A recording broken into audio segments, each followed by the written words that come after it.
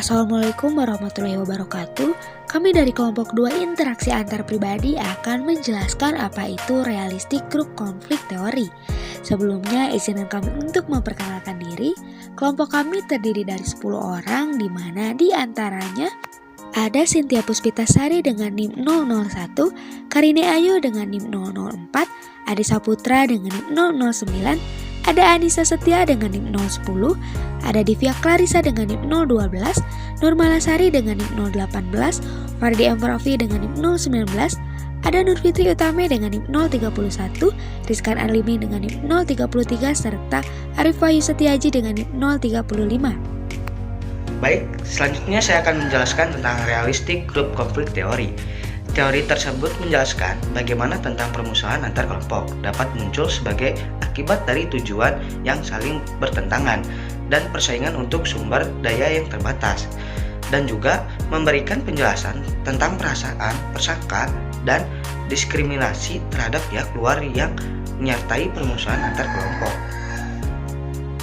Menurut Robert Caves tadi, Muzaffar Sharif dan Caroline Wood Sharif itu berpendapat bahwa konflik intergrup atau konflik antar kelompok terjadi ketika dua kelompok bersaing untuk mendapatkan sumber daya alam yang terbatas. Teori ini juga didukung dengan adanya studi yang meneliti konflik antar kelompok dengan eksperimen yang dinamakan Robert Cave Experiment.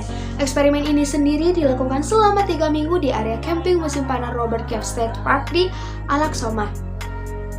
Kegiatan yang dilakukan dalam eksperimen ini ialah rangkaian perkemahan reguler dan permainan. Eksperimen ini dibagi menjadi 3 tahap, yaitu yang pertama ada tahap in-group formation yang berlangsung selama 5-6 hari. Tahap ini adalah tahap di mana kumpulan anak itu dibagi menjadi 2 kelompok. 2 kelompok itu menamai kelompok mereka masing-masing The Eagles dan The Rattlers. Di fase pertama ini, kelompok tidak mengetahui adanya keberadaan kelompok lain. Jadi mereka itu fokus membangun keterikatan selama seminggu pertama di camp dengan melakukan berbagai kegiatan bersama, seperti kegiatan hiking, berenang, dan lain-lain. Kemudian ada tahap yang kedua, yaitu friction phase atau grup konflik yang terjadi selama 4-5 hari. Tahap ini adalah tahap di mana kelompok-kelompok yang sekarang terbentuk bersentuhan satu sama lain. Mereka bersaing dalam permainan dan tantangan, dan juga bersaing untuk menguasai wilayah. Di fase kedua ini, Sharif membuatnya sebagai competition stage, dengan tujuan menimbulkan frustasi di antara mereka. Situasi dirancang menggunakan metode reward and punishment. Hal ini menyebabkan kedua kelompok mengembangkan sikap dan perilaku negatif terhadap kelompok luar. Awalnya, perilaku negatif hanya diungkapkan secara verbal seperti mengejek. Namun lama-kelamaan berkembang menjadi perilaku fisik. Seperti contohnya, The Eagles membakar bendera The Rattlers. Dibalas dengan The Rattlers menggeledah kabin, menjungkiri balikan tempat tidur, dan mencuri properti dari The Eagles. Kemudian yang ketiga, tahap terakhir yaitu integration stage atau conflict resolution yang berlangsung selama 6-7 hari. Tahap ini adalah tahap di mana peneliti mencoba mengurangi permusuhan dan ketegangan antar kelompok. Eksperimen ini menunjukkan bahwa superordinate goals atau tujuan besar yang memerlukan lebih dari satu kelompok untuk mencapainya dapat mengurangi konflik secara signifikan. Subordinate goals yang diberikan kepada kedua kelompok adalah water drinking problem, the problem of securing a movie, dan permasalahan drug supply makanan untuk kedua kelompok yang macet. Jadi, kedua kelompok tersebut mau tidak mau harus bekerja sama untuk menyelesaikan masalah-masalah tersebut. Jadi, kesimpulan penelitian Robert Cave ini yang pertama, kelompok terdiri dari individu yang hampir sama dari segi gender, umur, dan latar belakang, sehingga dapat disimpulkan bahwa perbedaan individu tidak berpengaruh atas terjadinya konflik antar kelompok. Yang kedua, saat kelompok bersaing untuk hadiah yang berharga, sikap permusuhan dan agresivitas terhadap kelompok lain akan muncul, karena mereka bersaing untuk mendapatkan sumber daya yang hanya dapat dicapai oleh satu kelompok saja. Yang ketiga, kontak antar kelompok yang terjadi dengan sendirinya tidak cukup untuk mengurangi sikap negatif. Dan yang terakhir, gesekan antar kelompok dapat dikurangi dan hubungan antar kelompok yang positif dapat dipertahankan hanya dengan adanya tujuan bersama yang mendorong kelompok untuk bertindak kooperatif. Selanjutnya ada implikasi bagi keragaman dan integrasi.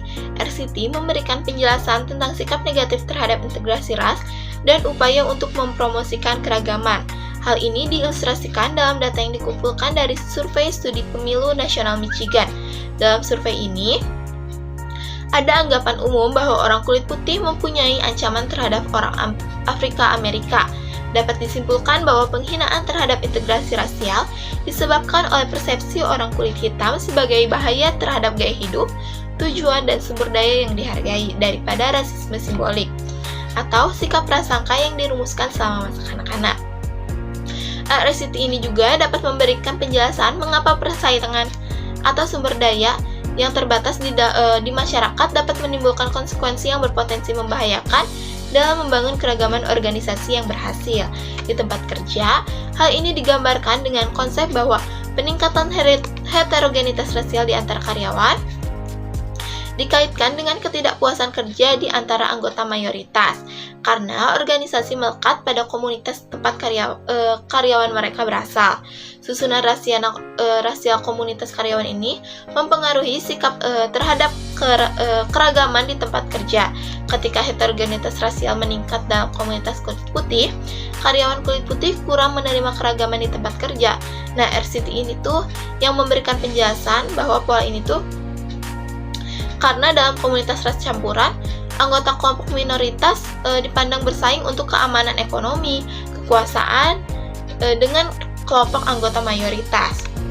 Nah, RCT juga dapat membantu menjelaskan mengenai diskriminasi terhadap kelompok etnis dan ras yang berbeda. Contohnya dalam studi lintas budaya yang menetapkan bahwa kekerasan antara kelompok yang berbeda meningkat sehubungan dengan kekurangan sumber daya. Realistic Group Conflict Theory awalnya hanya menggambarkan hasil persaingan antara dua kelompok yang statusnya setara.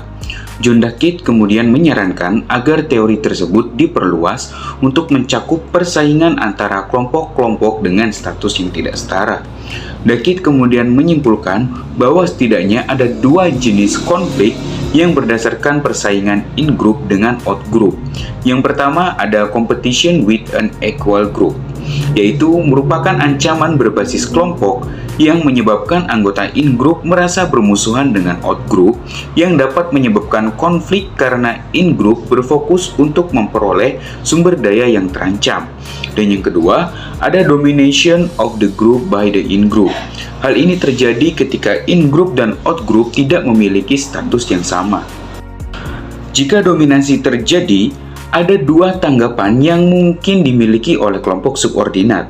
Yang pertama ada stable operation, yaitu di mana kelompok subordinat menerima sikap kelompok yang mendominasi pada beberapa masalah utama dan terkadang nilai-nilai yang lebih dalam dari kelompok dominan untuk menghindari konflik lebih lanjut.